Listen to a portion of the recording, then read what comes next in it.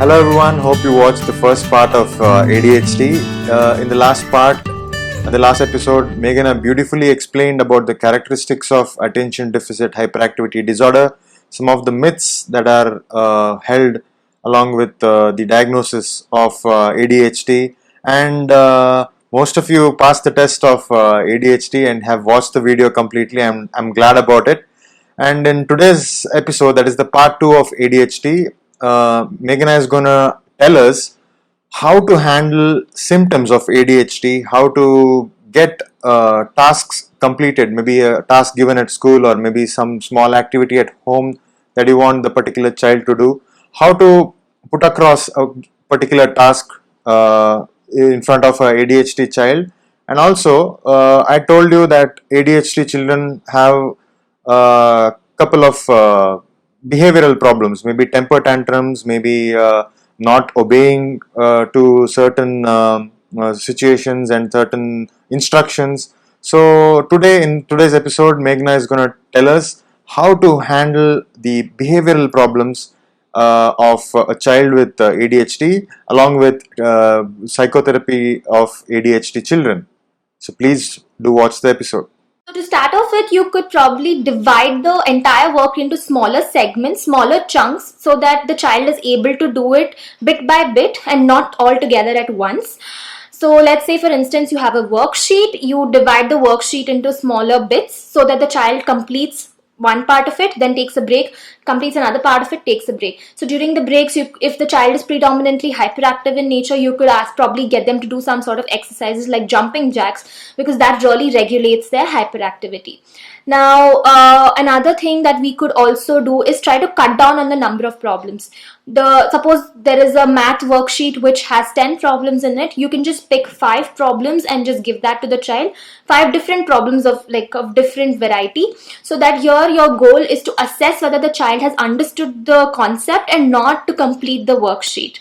Right? We are trying to make the process easier for the child. Now, another thing that you can do is use simple language and not use jargons, because children with ADHD do find it difficult to comprehend what exactly are they supposed to do. So when you're giving them assignments or tasks to do, you could always designate the tasks to them instead of asking them to brainstorm ideas and come. So you can always say, write down the advantages and disadvantages of so and so and come back to the class, instead of telling them, think of what better way can you make this process work or something like that. Now, another thing that you could probably work around is with trying to channelize their energy in a more efficient way. Now, children with ADHD have difficulties with impulsivity. So let's say, for instance, they are constantly throwing pencils or pens on the floor. They feel like doing it because it's a thought that has come to their mind and they're acting on their thought. Now, what you could do is not tell them, don't do this, don't do that. Instead, you could try to channelize it in a redirect the behavior into a more effective way by probably taking a basket and asking the child to throw the pencils inside the basket. So you're basically making the behavior in a more socially acceptable way. Another thing you could probably try doing is maybe record sessions in class, because a lot of ADHD children find it very difficult to write. Writing is a Herculean task for them, and handwriting is another big deal for them. So what you could always do is probably have accommodations for oral exams, maybe you can get scribes to write down notes for them, or they could use the voice to text software where they talk and it automatically gets typed. You could always use checklists as well, because since they have difficulty with prioritizing things, you can use a checklist wherein they they know that, okay, fine, I'm done with this. You can use sticky notes for this. So you write down, once they're done, they remove the sticky notes. So they know that, okay, I'm done with this, this is what is remaining. Now, another thing that you can try probably doing is, if a child is cognitively high functioning, then you can probably use self-reflection strategies where you can tell them that, okay, fine, so if you when do you think your brain works the best, and what are some of the things that motivate you, or some of the things that help you focus while you're working. Now, you can also promote a lot of physical activity, put them in swimming or athletics, because their hyperactivity actually gets regulated and it's channelized in a more acceptable way. Another thing that you could probably do is trying to use the when and then statements. That is, when you complete doing the homework, then you can watch TV. So the child knows that, okay, when I complete doing this task, then I will get this in return. So the child is again able to understand the cause and effect thinking process. Now, another thing children with ADHD often struggle with is boundaries, trying to make another child not feel uncomfortable, but they end up doing so. So, what you can do is you help teach them by using their arms as boundary. I mean, they struggle with boundaries, so you can ask the ADHD child to use their hands as measuring tape. So, like maybe say 1 arm distance when you're showing, or you can hold your hands like this. So the child knows that beyond this, I'm not supposed to go near the child. So that really helps them. You can teach them what the whole concept of boundaries and how not to make another person feel uncomfortable. You can also use a lot of audio visuals while teaching, because that's something that really gets them engaged in the classroom environment. You can also try to decrease boredom by introducing a lot of variety in your tasks, right? And now another thing that you can do is try to make a connection between the hand and the mouth, because a lot of ADHD children don't know when to talk. They might end up interrupting another person. So what you can do is, this is a puppet hand. So when the puppet's hands are open, then the child talks. When it's closed, the child keeps quiet. So this whole connection between the mouth and the hand really helps them in understanding when are they supposed to talk and when are they not supposed to talk. Now, a lot of children with ADHD have difficulties maintaining eye contact, like I mentioned previously. So what you can do is, the thing is that when they are trying to look at your face, they cannot pay attention to what you are saying, because there are a lot of distractions in our face. So in order to teach eye contact, you can just tell the child where to look at.